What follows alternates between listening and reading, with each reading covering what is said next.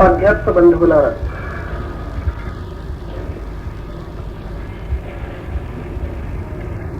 ఇంతవరకు అనుభవజ్ఞులు పెద్దలు అయినటువంటి పుండరీకాచార్య గారు, కోటేశ్వరరావు గారు, బండలి పంపన్న గారు తమ అమూల్యమైనటువంటి ఆధ్యాత్మిక సందేశాన్ని అందించారు.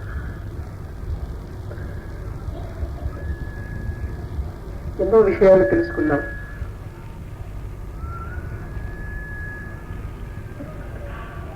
నేను కూడా మాట్లాడవలసి ఉంది.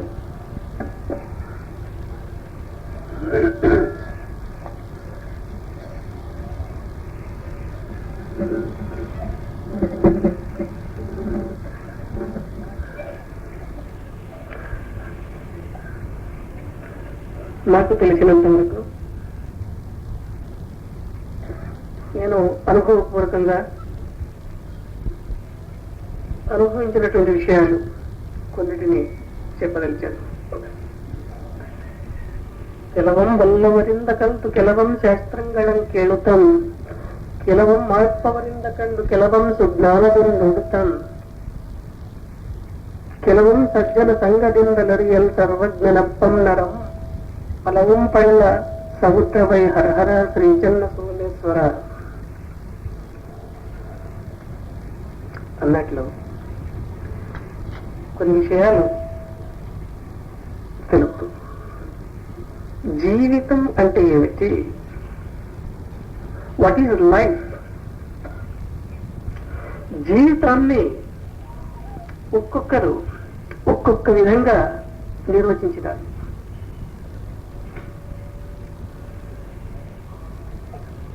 A rich man bursts into laughter and says, money is life. A poor man trembling with fear and said, life is a struggle. A lazy man dreaming in his sleep and said, life is a bed of roses. A lover anxiously waiting for his beloved and said, love is life. A sadhu in his philosophical discourse said, life is only a way to reach God. A rationalist thinking about the life said, life is an unsolved mystery. జీవితం ఒక్కొక్కరు ఒక్కొక్క విధంగా చెప్తున్నారు. ఒక ధనవంతుడు, ఆస్తిపరుడు, ధన కనక వస్తు వాహనాలతో కూడినటువంటి వాడు జీవితం అంటే ఏమి అంటే మనీ ఇస్ లైఫ్ అంటాడు. ధనం డబ్బే జీవితం అంటాడు. ధనమేదా అన్నిటికీ మూలం అంటాడు. ధనమూలమిదం జగత్ అంటాడు. అదే ఒక బీదవాడు, చాలని కూలితో బ్రతికే ఒక నిరుపేదవాడు జీవితం అంటే ఏమిటి అంటే లైఫ్ ఇస్ స్ట్రగుల్ అంటాడు. జీవితం ఇది ఒక పోరాటం అంటాడు. అందుకు చాలని జీతంతో కూటికి సరిగా లేక అవస్థలు పడుతుంటాడు. దినదినము ఒక పోరాటంగానే ఉంటుంది. అందుకే వాడు లైఫ్ స్ట్రగుల్ అంటాడు. ఒక సోమరిపోతు పెద్దలు సంపాదించి పెట్టినటువంటి ఆస్తిని హాయిగా తింటూ తన స్వప్న లోకాల్లో విహరిస్తుంటాడు. వాడేమంటాడు ఈ జీవితాన్ని గురించి, ఇది ఒక పూల పాన్పు అంటాడు.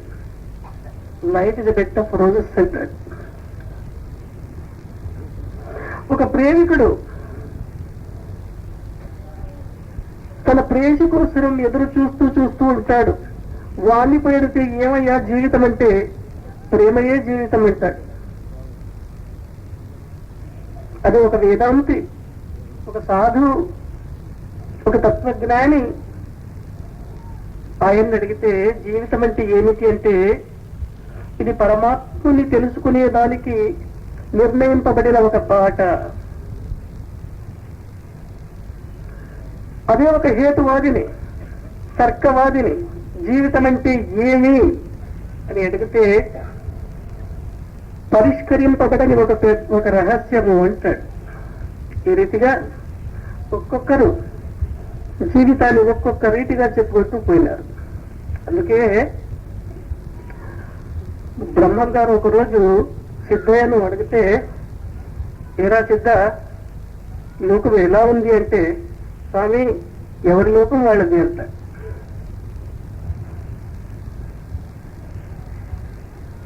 ఇది అయితే నిజమైనటువంటి జీవితం ఏమి? వెనకటి ఉపన్యాసంలో నిజమైనటువంటి ఆస్తి సాధన చతుష్టయ సంపత్తి అని తెలుసుకున్నాం. అందులో మొట్టమొదటి దాని గురించి నేను ఆ రోజు ఇటుగా మాట్లాడినాను. అది నిత్య అనిత్య వస్తు వివేక జ్ఞానం అని. శాశ్వతము అశాశ్వతమైనటువంటిది ఏది అనే విషయాన్ని ఆ రోజు చర్చించుకున్నాం. ఈరోజు రెండవ వ్యక్తి ఏమిటంటే ఇహభూత్రార్థ ఫలభోగ విరాగమం అంటారు. ఇహమూత్రార్థ ఫలభోగం, ఇహము ఆమూత్రము. ఇహము అంటే ప్రపంచము, ఆమూత్రము అంటే పరము అంటే స్వర్గము. ఈ ప్రపంచములో ఆ స్వర్గములో లభించే సుఖముల కొరకు ఆశించకుండా ఉండేదే ఇహమూత్రార్థ ఫలభోగ విరాగమానికి నిజమైనటువంటి అర్థం. ఇహ ఈ ప్రపంచంలో ఏమి సుఖము లభిస్తుంది దాన్ని గురించి తెలుసుకుందాం. ఈ ప్రపంచంలో మనం అనుకుంటున్నాము భార్య వల్ల సుఖం లభిస్తుంది, మన సంతానం వల్ల సుఖం లభిస్తుంది, మేడలు మిద్దెలు భూములు వగైరా వగైరా వీటి వల్ల మనకు సుఖం లభిస్తుంది అని అనుకుంటున్నాం. అందువల్ల దాని కొరకు సతతము ప్రయత్నం చేస్తున్నాము ఆ సుఖం కొరకు. ఇందులో నిజమైనటువంటి సుఖం ఉందా?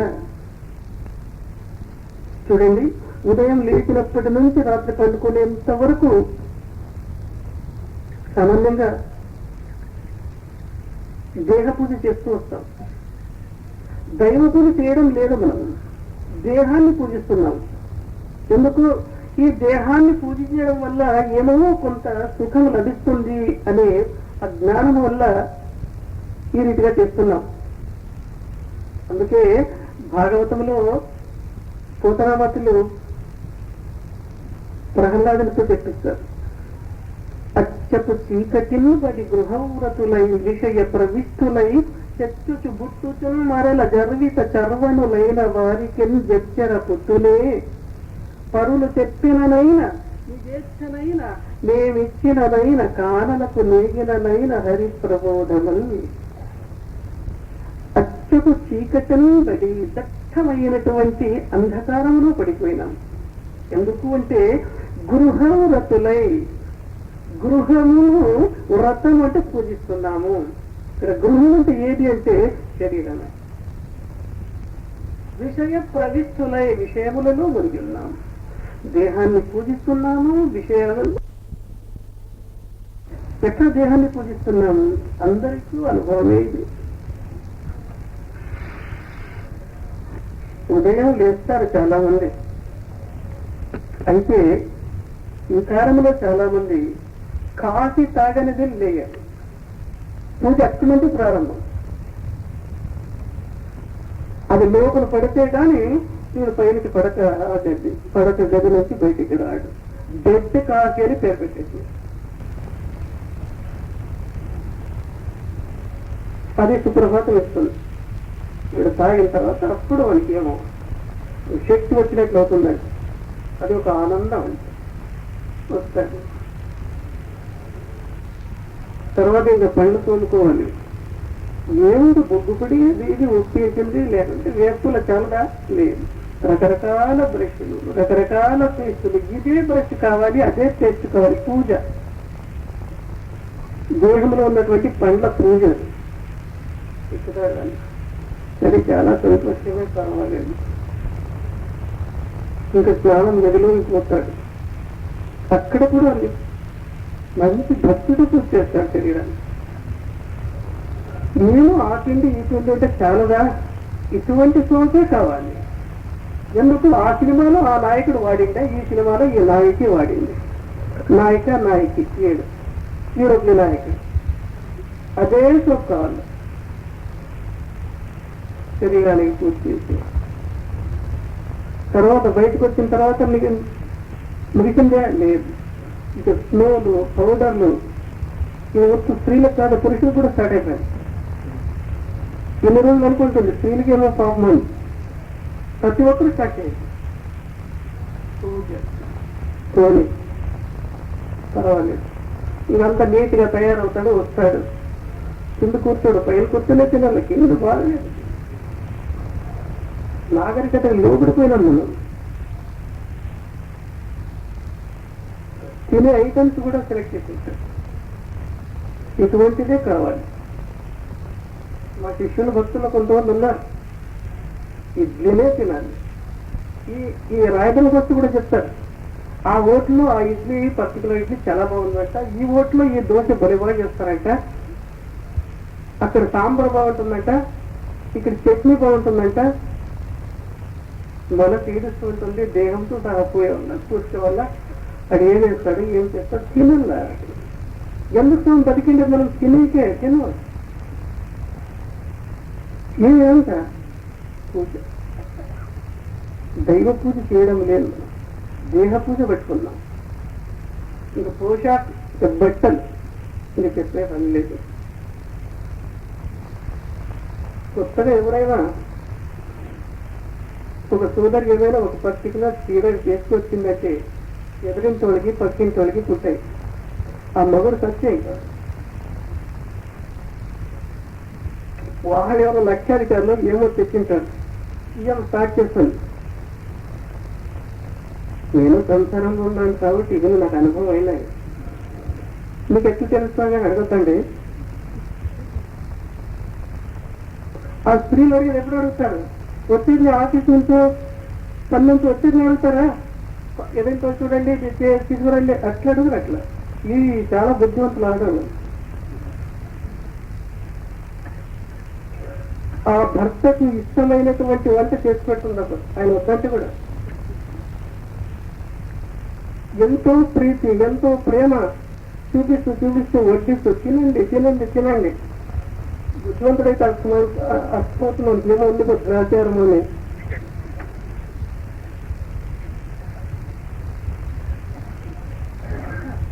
ఏమో చాలా రోజులు ఎంత ప్రీతితో ఉలకపోస్తా ఉంది, ఏం కట్ట అంటే తినండి, మీకు చాలా ఇష్టం కదండి. అవును చాలా ఇష్టం, తింటూనే ఉంటాడు. ఆ విషయాలు ఈ విషయాలు మాట్లాడుతుంది, చాలా సంతోషం అనుకుంటాడు. ఎదుటింటి కామాక్షమని చూసారా అండి, ఏం విషయం?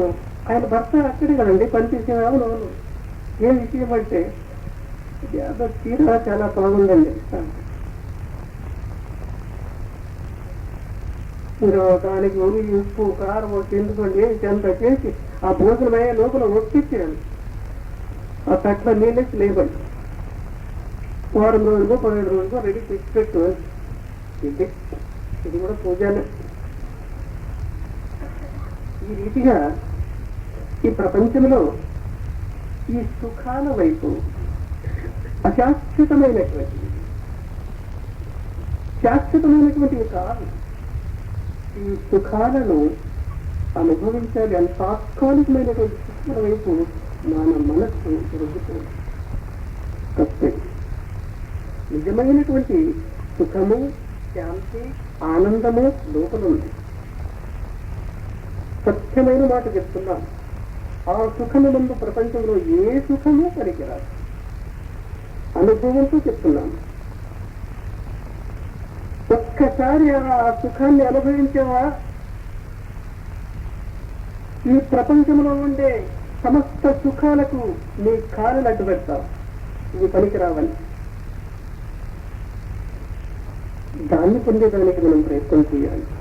ఇదే విషయాన్ని ఖురానే షరీఫ్లో సూరా ఇమ్రాన్ అనే అధ్యాయంలో భగవంతుడు అంటాడు, زين للناس حب الشهوات من النساء والبنين والقناطير المقنطرة من الذهب والفضة والخيل المسومة والأنعام والحرث ذلك متاع الحياة الدنيا والله عنده حسن المآب. అంటే ఓ మానవులారా, ఓ ప్రజలారా, మీకు ఈ ప్రపంచంలో అనేక విధమైనటువంటి నదులను, సారవంతమైనటువంటి భూమిని, పశుపక్షాదులను నేను ఇచ్చి ఉన్నాను. ఎందుకంటే మీరు దాని నుంచి సుఖము పొందాలని. అయితే నిజమైనటువంటి సుఖం అందులో లేదు. తాత్కాలికమైనటువంటి సుఖం అక్కడ కలదు. మరి నిజమైనటువంటి సుఖం ఎక్కడ ఉంది అని మీరు ప్రశ్నిస్తే దానికి నా ఉత్తరం ఉంది అని వెంటనే చెప్తాడు.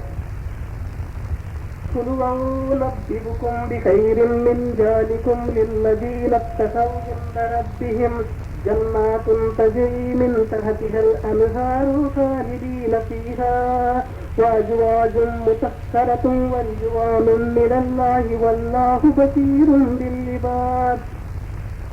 14వ శ్లోకంలోనే చెప్తారు, మీరు ఈ భార్యా బిడ్డలను, ఈ భూములను, ఈ మేడ మిద్దెలను, ఈ సారవంతమైనటువంటి భూమిని, పశుపక్షాలను చూసి పొంగిపోవద్దండి. నిజమైనటువంటి సుఖం ఇక్కడ లేదు. ఆ నిజమైనటువంటి సుఖం నా తత్వాన్ని ఎవడు తెలుసుకుంటాడో వానికి లభిస్తుంది. ఎవడైతే దృఢమైనటువంటి చిత్తంతో, పరిపూర్ణమైనటువంటి శరణాగతితో, భయ భక్తి వినయాలతో నన్ను ఆశ్రయిస్తాడో వారికి నిత్యమైన సత్యమైనటువంటి సుఖం అందిస్తాను. ఇందులో సుఖం వెనుకవద్దండి, ఇందులో సుఖం లేదు అని. అందువల్ల నిజమైనటువంటి సుఖం ఆత్మ జ్ఞానమే. ఈ ప్రపంచంలో ఇహములో ఈ సుఖం పొంది దీనివల్ల ప్రయోజనం లేదు అని అన్నారు. దీనిపైన భ్రమ, ఆశ, మోహం పెట్టుకోవద్దు అని అన్నారు. ఇహం చూడండి, వ్యూహ చాపల్యం చాలా చెడ్డది. నేను శిష్యుల ఊర్లో క్యాంపులు పోతే కూడా అంటుంటాను, నేను నా శిష్యులు తిండిపోతులు కాకూడదు. మీ ప్రాంతానికి వస్తే ఇంత పచ్చడి అన్నం పెట్టండి, దానికి జతగా ఒక సాంబారో చారో చేయండి చాలు, లేక ఇంత ముద్ద పెట్టండి, ఇంత చెట్లు పెట్టండి. అయ్యో లేక లేక సామర్థ్తి ఎట్లా ముద్దు పెట్టేది, లేక లేక వస్తే అన్నం మాత్రం ఎట్లా చేసేది. కొంతమంది శిష్యులు ఓణీలు చేస్తారు, కొంతమంది శిష్యులు చేతిరవా చేసేది, పాయసం చేసేది. బాగా గురువు శిష్యులు వచ్చినది పండుగ.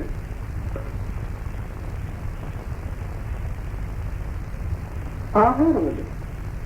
జీవ చేపని వరికట్టాలని స్వామి చెప్తాడు, స్వామిలోనే ఆచారం లేదు. స్వామి తప్పు. ఇదే ఒకసారి ఒక ప్రాంతంలో అడిగేసినాను, భోజనం చేయను, ముద్ద చట్నీ చేయమని చెప్పినాను. పోలీలు చేసినారు, స్వామి దయచేయండి లక్షణం కూర్చున్నాం, రాగి ముద్ద వస్తుంది అని నేను చూస్తున్నాను. ఐటమ్ చేసినారు, ఏమిటి అన్నాను. ఏ స్వామి, మా సంతోషం ఉండాలి కదా స్వామి, మా మనసుకు సంతోషం ఉండాలా. నీ సంతోషం తీసుకొని నేనేం చేయను, నా సంతోషం చూడప్ప నాయన. అయ్యో స్వామి తినండి, వెంటనే వేసేసిన. అలిగినాను అంతే, కోప్పడలేదు అనుకోండి, అలిగినాను. ఇంకా గాబరు అయిపోయినాడు. ఇలా తిందని చెప్పి వెంటనే ముద్ద చేసినాడు. మళ్ళా శిక్షణ పట్టుకుంటే కూర్చొని ముద్ద తిని వచ్చినా. ఈ కాలం అలిగేది కూడా కాదు, అలిగేది కష్టము. స్వామి అలిగితే స్వామి బస్ ఎక్కండి. ఏమో సంతోషంగా వచ్చి మా ఊరికి ఏమో భోజనం చేసుకొని వెళ్తారు. పెద్దగా ఆశీర్వాదం చేసుకోవస్తామని మేమనుకుంటే అలాగే నేర్చుకుంటే తెలుసు చాలా బాగా ఎక్కడ ఎక్కువ. సమర్థ రామదాస్ ఇంటింటికి విషయానికి వెళ్ళేవాడు. ఆ మహాత్ముడు వెళ్ళకపోతే అందరికీ తెలుసు ఆ యోగి దైవానికి సంభూతుడు మా ఇంటి ముందు వచ్చి నిలుస్తున్నాడని చెప్పి స్త్రీలు ఆనందంతో సంతోషంతో పంచపక్ష పర్వన్నాలు వడ్డించేవాడు. ఈ కృతజ్ఞతలు వేసేవాడు, పుణ్యులు వేసేవాడు, రకరకాలు ఉన్నాయి కదా అది వేసేవాడు. మహాత్ముడు చూసి నవ్వుకునేవాడు. ఏం చేసేవాడు తెలుసిన? ఆ జోలుగా అట్లే పట్టుకుని పోయేవాడు. ఒక నది దగ్గరకు పోయి ఆ జోలుగా అట్లే నీళ్ళ ముంచేవాడు. ముంచేదే ఎత్తాడు. ఆ సారం ఏముంది తెలిసిన? ఆ పదార్థంలో ఉండే సారమంతా నీళ్ళ కొట్టుకుపోయేది. సారము లేని పదార్థం మాత్రం మిగిలేదు. దాన్ని తినేవాడు. రోజు పోయేవాళ్ళు, ఏం స్వామి ఇది, ఏం గుర్తు చేస్తున్నారు, మీకు పిచ్చి పెట్టిందే అంటే రామదాస్ అనేవాళ్ళు. ఆకలి అనేది ఒక రోగమయ్యా, దానికి ఎంత మందు వేయాలో అంతే వేయాలి. నా కడుపుకు ఆకలి వచ్చింది కాబట్టి రుచికరమైనటువంటి పదార్థం తినమని లేదు, అది ఒక రోగం కాబట్టి దానికి ఔషధం వేస్తున్నాను. భారతదేశంలో పుట్టినటువంటి మనీషులు ఉత్తములు వాళ్ళ సోలో నడుచుకోవాలి. అందుకు సిద్ధంగా ఉన్నామా? అందువల్ల విషయంలో దొరికినటువంటి ప్రపంచంలో దొరికినటువంటి ఈ విషయాలపై ఆసక్తి వద్దు. నిజమైనటువంటి సుఖాన్ని వెదకు. రెండవది పరము అంటారు, స్వర్గము. శాస్త్రాలు ఈ ప్రపంచములో నీవు సంపాదించినటువంటి పుణ్యము యొక్క ఫలితం వల్ల స్వర్గలోకములో సుఖం లభిస్తున్నది ఏదని దాన్ని కూడా ఆశించవద్దు. వైరాగ్యభావంతో ఉండు. ఎందుకంటే అది కూడా అశాశ్వతమే అంటారు మహాత్ములు. ఆ పుణ్యం యొక్క రాశి కరిగిన తర్వాత మరలా నీవు ఇక్కడ వచ్చి పుట్టవలసి ఉంటుంది. అందువల్ల దానిపైన కూడా నీకు ఆశ వద్దు అంటారు. ఈ పరము స్వర్గము అన్నటువంటిది ఎమ్మెల్యే పదవి లాంటిది. చూడండి, ఒక ఎమ్మెల్యే ప్రజలను ప్రత్యక్షంగానో పరోక్షంగానో దర్శించవలసి ఉంటుంది. నీతి నియమంగా ఉండవచ్చు, డబ్బిచ్చి మంచిగా అనిపించుకోవచ్చు. ఏదో రీతిగా పర్వాలేదు మంచివాడు అనిపించి ఓట్లు వేయించుకొని ఒక సీట్ వస్తుంది, ఎమ్మెల్యే సీట్. చాలా ఆనందమైపోతుంది. అయితే ఉషా ఎందుకని టెంపరీది 5 ఏళ్ళ తర్వాత మళ్ళీ ఈడ్చి కిందికి వేస్తారు. నువ్వు మంచి పని చేసేవో చెడు పని చేసినా అది టైం లిమిట్ 4 ఏళ్ళు 5 ఏళ్ళ తర్వాత దిగు. మళ్ళా ప్రజల సహకారాన్ని తీసుకో. ఆ ఓట్లు సంపాదించు, నోట్లు ఖర్చు, ఓట్లు సంపాదించు, మళ్ళా ఎక్కువ. స్వర్గం కూడా ఇటువంటిది అని అంటారు. ప్రజల అభిమానాన్ని ఏ రీతిగా ఇక్కడ ఒక ఎమ్మెల్యే సంపాదిస్తాడో అదే రీతిగా తాను చేసినటువంటి పుణ్య రాశి వల్ల స్వర్గం లభిస్తుంది, సుఖాలు అనుభవిస్తాడు. అక్కడ పర్మనెంట్ గా ఉంటావో లేదు. ఎమ్మెల్యే ఏ రీతిగా అయితే దిగిపోతాడో నీవు దిగవలసింది. మళ్ళా సంపాదన మళ్ళా మళ్ళా ఈ పరము అంటారు. స్వర్గములో లభించినటువంటి సుఖం ఇది.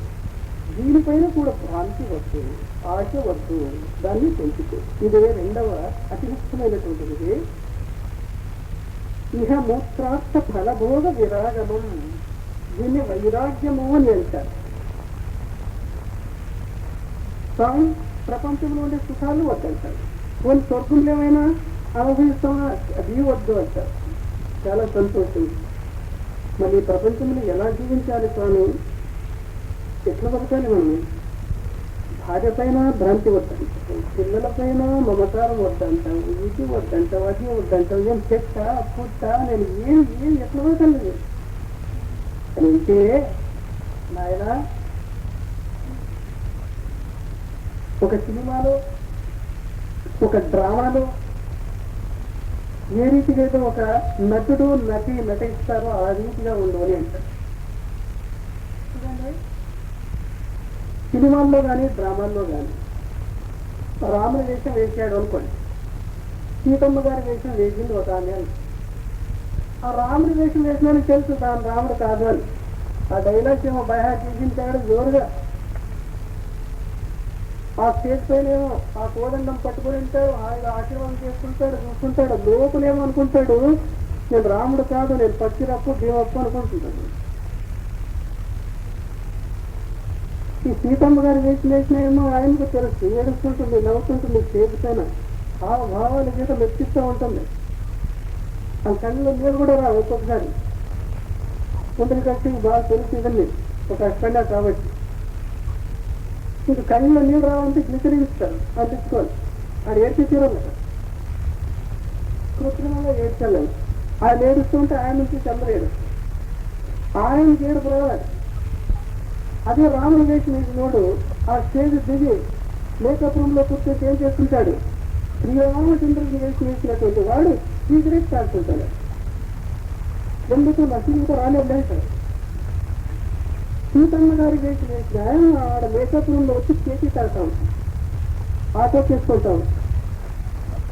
వాళ్ళకి తెలుసు నేను రాముడు కాదని వాళ్ళకి తెలుసు, నేను సీతమ్మ కాదని ఏముడు తెలుసు. జీవితంలో కూడా ఇదే మాదిరిగా ఉండవచ్చు, ఇదే రీతిగా జీవితం నడపమంటారు. భార్య, బిడ్డలు,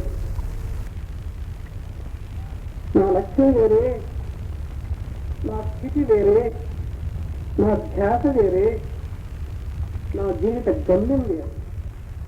తాత్కాలికంగా మీరు కలిసిన భార్య శాశ్వతంగా కలిసిమెలిసి ఉంటారా? శాశ్వతంగా ప్రపంచంలో ఉండే సాధ్యమవుతుందా? సాధ్యం కాదు.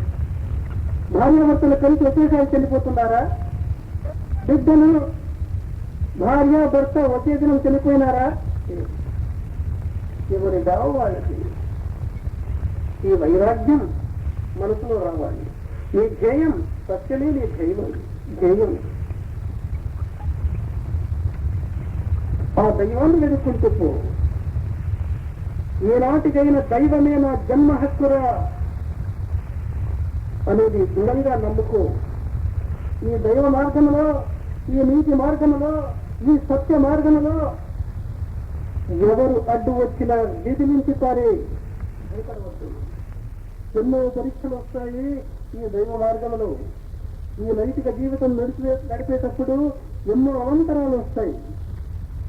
అటువంటి సందర్భంలో ఒకవేళ ఈ దైవిక మార్గంలో నీ తల్లి ఏమైనా అడ్డు వస్తే భరతుని రీతిగా నీ తల్లిని నీ హృదయం నుంచి తీసిపారే. అయితే ఏ రీతిగా భరతుడు హృదయం నుంచి తీసిపారేసినాడో ఆ రీతిగా నీ దైవ మార్గంలో ఎవరైనా అడ్డు వస్తే తల్లి కావచ్చు, తీసిపారే.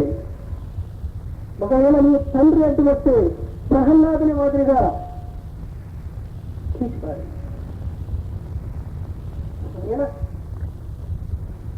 నీ భార్య అడ్డు వస్తే ఈ దైవిక మార్గంలో నీ ధర్మపత్ని, నీ భార్య నీకేమైనా అడ్డు వస్తే భర్తృహరి మాదిరిగా తీసుకోవాలి. నీ భర్త అడ్డు వస్తే సొంత మీరబాయిలాగా తీసేయి, విడిచిపెట్టు, కోల్చుని. ఒకవేళ అటువంటి మార్గంలో మీ గురువు కనుక అడ్డమొస్తే ఈశ్వరుని మాదిరిగా దిగుమించి పారే. ఈ లక్ష్యం దైవమే నీ జన్మ హక్కు.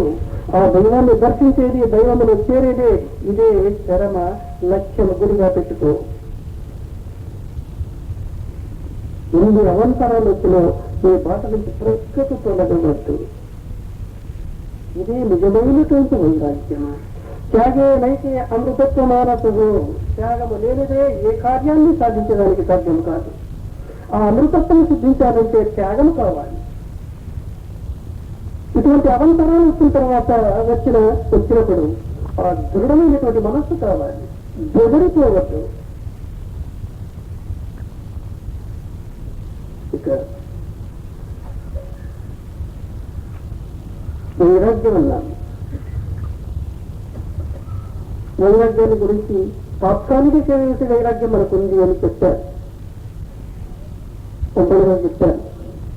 శాస్త్ర వైరాగ్యం ఉంది, ప్రకృతి వైరాగ్యం ఉంది, శ్మశాన వైరాగ్యం ఉంది అని వివరంగా చెప్పారు. వైరాగ్యంలో మహాత్ముల జీవిత చరిత్రలను చూస్తే 2 రీతులుగా వైరాగ్యాన్ని పెంచుకుంటూ పోయినారు. దాంట్లో 2 భాగాలు చూడొచ్చు. మొదటి రకం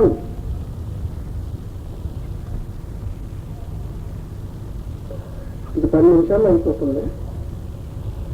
మొదటి రకం ఎట్లా ఉన్నారంటే వాళ్ళ సమాజంలో ఉంటూ భార్యా బిడ్డలను కలిగి ఉంటూ తమ ధ్యేయాన్ని, తమ లక్ష్యాన్ని ఆ గురువు పైన, ఆ పరమాత్మల పైన ఉంచుతారు. ఇటువంటి రకమైనటువంటి మహాత్ములు ఉన్నారు. ఇది ఒక వైరాగ్యంలో ఒక భాగం. ఇది ఈ రీతిగానే వైరాగ్యం సంపాదించవచ్చు. మహమ్మద్ ప్రవక్త చూడండి, వివాహితుడు, సంతానం ఉంది, మహా వైరాగ్య పురుషుడు. రామకృష్ణ పరమహంస వివాహితుడు, మహానుభావుడు. కబీర్ గారు వివాహితుడు, సంతానం ఉంది, పెద్ద యోగి. వాళ్ళు ఏమంటారంటే భావమందు దుష్ట భావము వీడితే యోగమగును, అది ఏ త్యాగమగును. ఆస్తి ఆడి వీడి అడవి చెల్లట కాదు, ఉన్నమాట తెలుపుతున్న మాట. మన భావం ఉన్నాయి కదా, చెడ్డ భావాలను తీసివేసి మంచి భావాలను అలవరుచుకోవాలి. భావమందు దుష్ట భావము వీడితే యోగమగును, అది ఏ త్యాగమగును. చంద్ర మీ పిల్లలు విడిచిపెట్టారు అని పేరు కాదు. ఈ రీతిగా ఆ మహానుభావుడు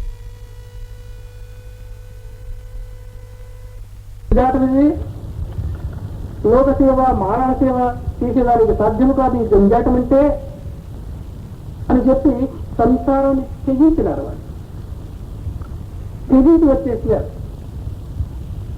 వాళ్ళను కూడా వైరాగ్యం. ఎన్నో ఉదాహరణలు ఉన్నాయి. బుద్ధ భగవానుడు సంసారం తెగించినాడు. రమణ మహర్షి పుట్టుకతోనే వైరాగ్య పురుషుడు. ఇది ఒక భాగం.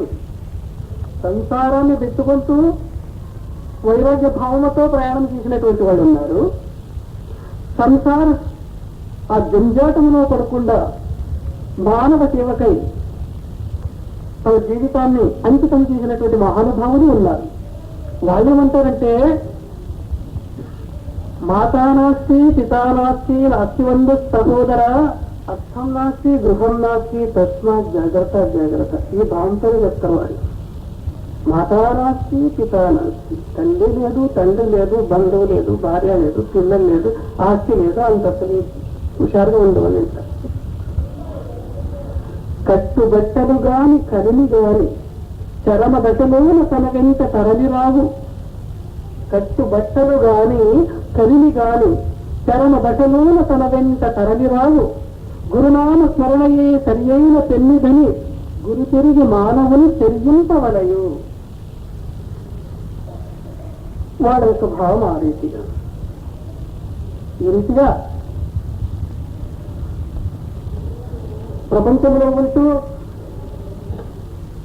ఆ సంసారం యొక్క బాధలను అనుభవిస్తూ స్వచ్ఛమైనటువంటి మనస్సుతో, నిర్మలమైనటువంటి హృదయముతో పరమాత్మను ధ్యానించే మహానుభావులు ఉన్నారు.